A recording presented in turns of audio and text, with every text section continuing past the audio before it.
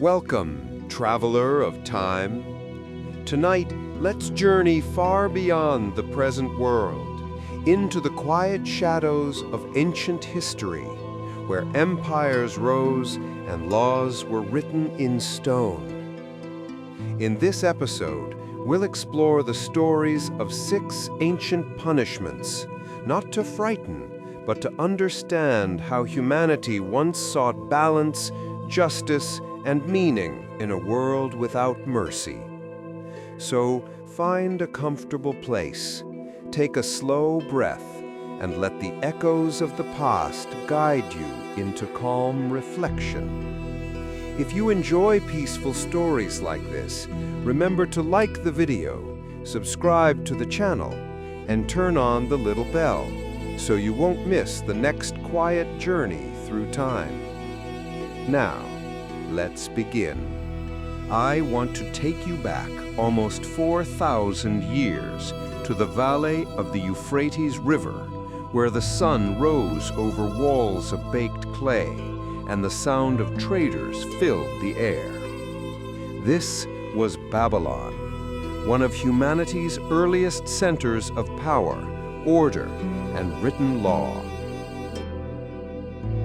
Among the people of Babylon walked a king named Hammurabi.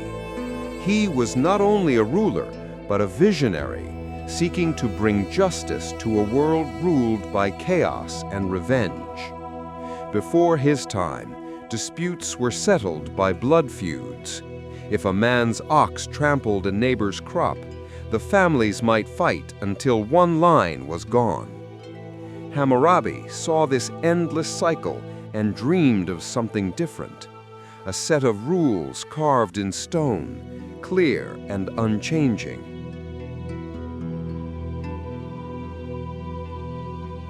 The black stone stele that carried his name still stands today. At its top, the king is shown receiving the law from Shamash, the sun god, symbol of truth and order. Below that scene stretch 282 laws, written in cuneiform. They form one of the earliest legal codes in human history. The principle behind them was simple, though harsh: an eye for an eye, a tooth for a tooth.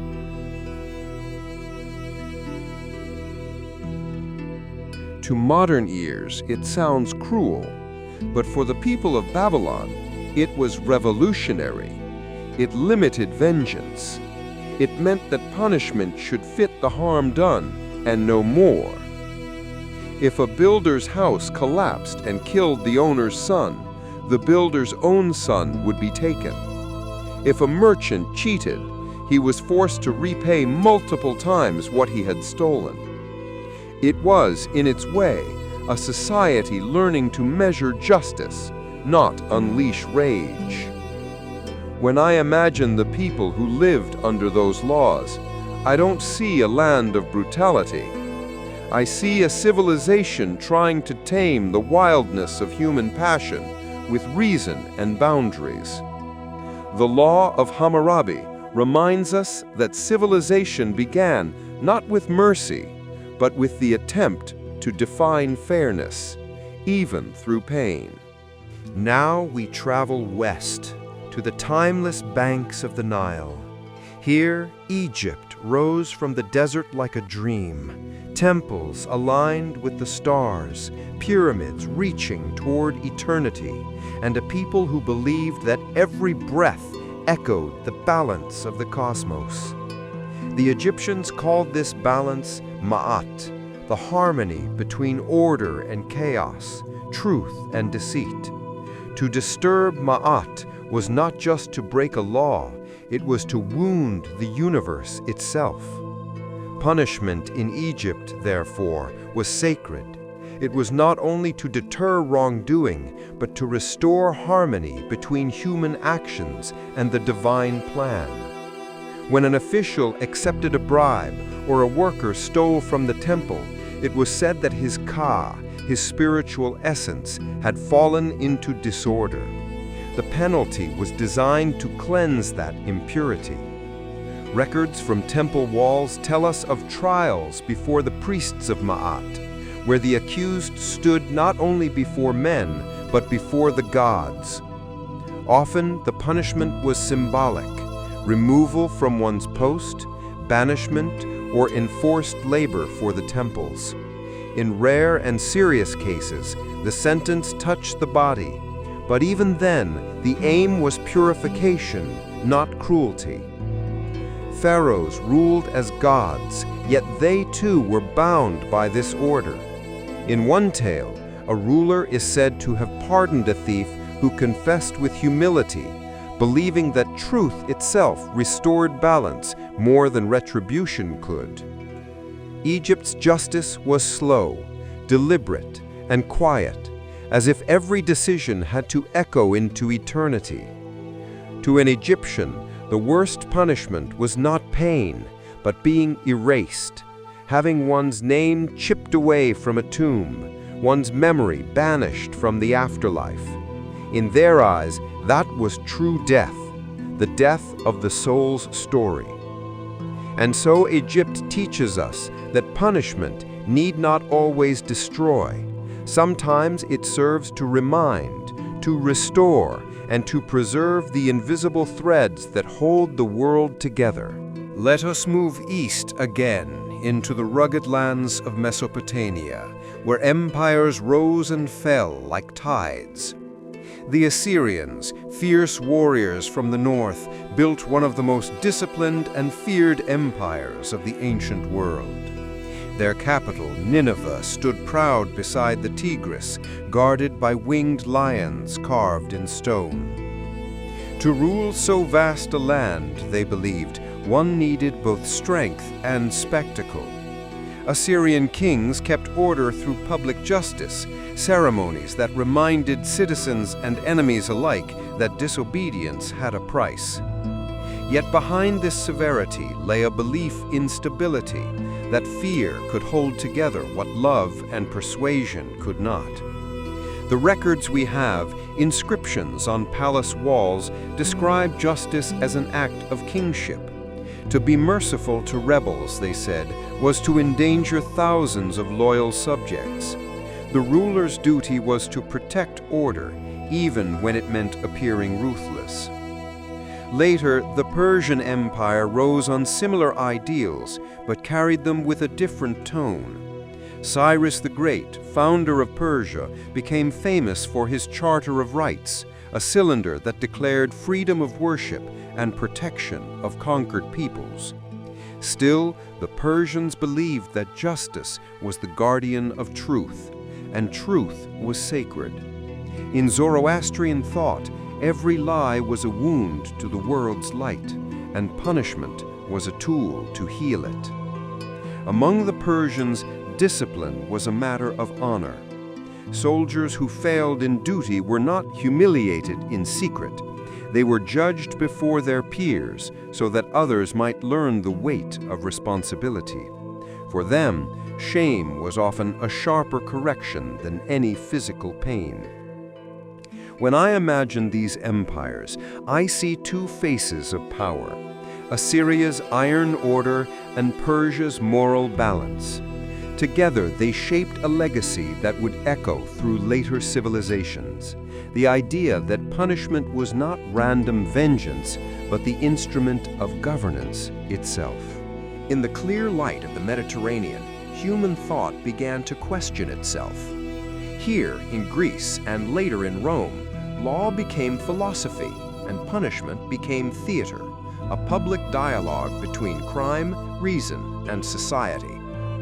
In Athens, citizens gathered in courts where hundreds of men would listen to arguments and cast their votes. The trial of Socrates remains one of the most famous examples, not a tale of cruelty, but of principle. Condemned for corrupting the youth and questioning the gods, Socrates accepted his sentence calmly, choosing to drink the hemlock rather than flee. To him, the law of the city was sacred, even when it erred, because without it, there could be no order at all. Greeks saw punishment as part of education. A citizen who suffered for wrongdoing was not only paying a debt, he was learning virtue, arete, through reflection. This idea would inspire philosophers for centuries, that justice refines the soul. Rome inherited Greece's reason, but added its own discipline. Roman law was vast and detailed, created to govern millions across continents. It treated punishment as the visible hand of the Republic, a way to show that even emperors were bound by law. For the Romans, exile was a common sentence. To be cut off from the homeland was both punishment and lesson, forcing reflection far from the heart of civilization. More serious crimes faced the judgment of the Senate, where reputation meant everything. Rome's world was not gentle, yet it had a strange fairness. A Roman could appeal to Caesar himself if he felt wronged. Their concept of civitas, citizenship, tied each person to a shared moral order stronger than fear. When the Roman Empire later adopted Christianity, this entire system would transform. Forgiveness began to stand beside retribution, and punishment slowly took on the language of redemption. Far across the mountains and deserts, another civilization was building a philosophy of law both ancient and refined: China. From the Zhou to the Han dynasties, Chinese rulers believed that harmony in the family mirrored harmony in the state. To govern well was to teach, to guide, and only as a last resort, to punish. Yet China's legal history speaks often of the 5 punishments.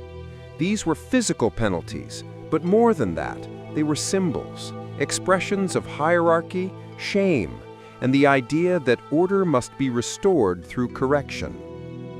Early on, the Chinese also had the Shang and Li, the customs and moral codes that guided daily life. In Confucian thought, a virtuous ruler led by example, and the people followed willingly. But when moral teaching failed, the legalists argued the law must act swiftly. The tension between virtue and law shaped Chinese justice for centuries. Punishment was often seen as a form of moral education. An official who abused his post could be demoted, sent far from the capital to reflect. A family dispute might be settled not by imprisonment, but by public admonition, to correct behavior while preserving dignity. Later reforms replaced harsh penalties with exile and labor service, reflecting the Confucian belief that people could be corrected through effort and time. A well-known saying from the Han era expressed this beautifully: "Better to correct than to destroy." For the Chinese, shame was not humiliation, it was the beginning of wisdom. They believed that when a person truly understood their wrong, the heart naturally returned to harmony. In that way, justice became an instrument of self-cultivation, not only control. And so, in the vast scroll of Chinese history, punishment evolves from fear to reflection, teaching us that to build an enduring society, one must balance law with compassion. Our journey ends in the Indian subcontinent, where rivers and mountains carried whispers of gods, and the idea of justice took on a spiritual shape. In ancient India, law was woven with religion. The Dharma Shastra and Code of Manu described not only social rules, but cosmic order. Every act, good or bad, sent ripples through the universe, and those ripples would one day return. Punishment, therefore, was never just human. It was a reflection of karma, the moral law of cause and effect. If a person did wrong, their action had already begun to shape their destiny. The ruler's judgment merely acknowledged what the cosmos had already decided. Kings were seen as guardians of Dharma, not masters of it. a wise ruler corrected wrongdoing not with cruelty, but with understanding. He was advised to weigh not only the act, but the motive, the circumstances, and the person's heart. Ancient texts described 4 kinds of punishment: admonition, fine, exile, and, in rare cases, corporal discipline. Yet the greatest punishment of all was social isolation, the loss of honor, the silence of one's peers. Temples sometimes prescribed rituals of repentance, where the offender would fast, pray, and serve others to cleanse wrongdoing. In this sense, punishment was not merely an end, but a path, a way to realign oneself with the truth of the world. The Indian tradition saw no contradiction between justice and mercy. To forgive, when repentance was sincere, was itself an act of cosmic balance. This quiet wisdom influenced later Buddhist and Hindu societies, where compassion became part of governance. As I imagine the sun setting over the Ganges, I think of how these people viewed morality. Every thought, every deed, a seed that would one day bloom again. In such a world, punishment was not vengeance, it was the soil from which understanding could grow. From the stones of Babylon to the scrolls of China, from the temples of Egypt to the courts of Rome, humanity has always searched for justice. The forms changed, from law to faith, from fear to compassion, but the heart of it remains. We punish not only to protect society, but to understand ourselves. Each civilization we visited carried a fragment of this truth. The Babylonians measured fairness, the Egyptians restored balance, the Persians honored truth, the Greeks sought wisdom, the Chinese valued harmony, and the Indians taught redemption. Their stories remind us that justice, at its best, is not about pain or revenge. It is about the fragile effort to make sense of the world, to turn wrongdoing into lesson and chaos into order. And perhaps that is why, even now, thousands of years later, we still tell these tales in whispers before sleep, not to frighten, but to remember that humanity has always been learning how to be kind, even when it punishes, and that the truest justice is born not from fear, but from understanding. You've just traveled through thousands of years, from the laws of Babylon to the rivers of India, discovering how every civilization searched for justice in its own way. If this story brought you a moment of peace or curiosity, please leave a gentle like and subscribe to stay with me on future journeys into the quiet corners of history. Each week, we'll explore another hidden piece of the human story, softly told, made to soothe the mind and calm the night. Thank you for listening. Sleep well, dream kindly, and remember, even the past whispers when the world grows still.